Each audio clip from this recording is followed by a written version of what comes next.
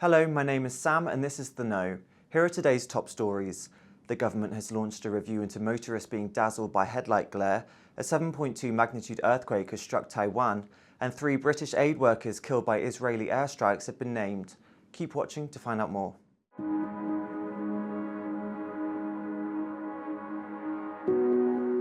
The government has announced that they will launch a review into headlight glare amid concerns that motorists are being dazzled. The Department for Transport said independent research will be commissioned to better understand the root causes of driver glare and identify any further appropriate mitigations. The RAC, which has campaigned on the issue, has welcomed the government's research initiative. The company believes that LED lights on modern cars appear brighter and more intense compared to the traditional halogen bulbs. In a survey conducted by the company, 91% of respondents said that they get dazzled when driving, with 74% saying it happens regularly. RAC Road Safety spokesperson Rod Dennis said, "The fact the government has listened to drivers' concerns and heeded our calls to examine the complex issue of headlight glare in more detail marks a real turning point. Brighter headlights, while giving drivers a better view of the road ahead, are clearly causing other road users significant problems." Taiwan has been struck by a 7.2 magnitude earthquake, the strongest to hit the island in 25 years. The quake's epicenter is reportedly 62 miles from the capital Taipei, near Hualien on Taiwan's east coast. Multiple buildings have been damaged in the region, with some dangerously close to collapsing onto other buildings. At least 9 people are feared dead, with 711 people injured. 101 aftershocks have been reported since the earthquake struck around 8 AM local time. Shocking footage shared online showed homes shaking violently, with items falling to the floor. The earthquake resulted in tsunami warnings hundreds of miles away in Okinawa, Japan.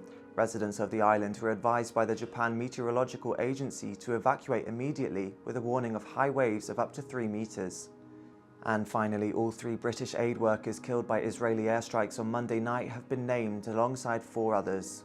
The 3 Brits have been named as James Henderson, John Chapman and James Kirby. The 3 were in Gaza providing security for the charity organisation World Central Kitchen.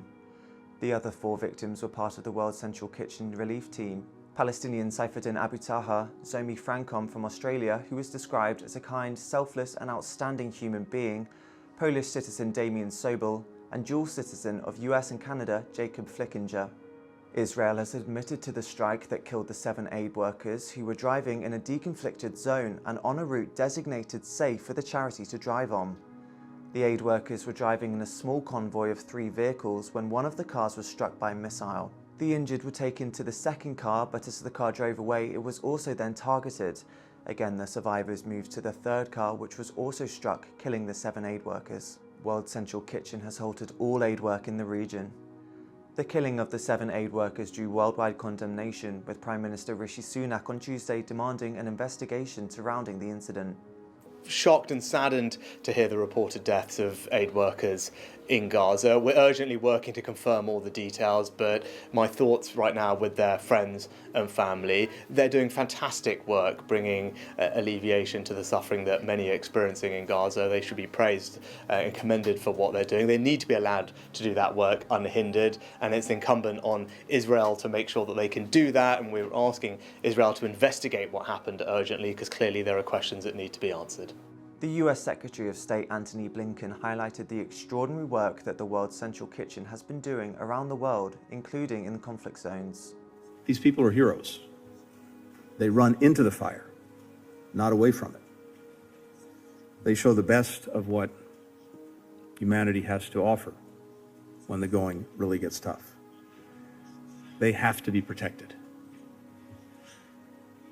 We shouldn't have a situation where people who are simply trying to help their fellow human beings are themselves at grave risk. Israeli Chief of General Staff Herzi Halevi released a statement apologizing for the grave mistake. Israel is at a war with Hamas, not with the people of Gaza. We are sorry for the unintentional harm to the members of WCK. We share in the grief of their families, as well as the entire World Central Kitchen organization, from the bottom of our hearts. Thank you for watching The Know. Don't forget to like, comment and subscribe to The Mirror for more daily news updates.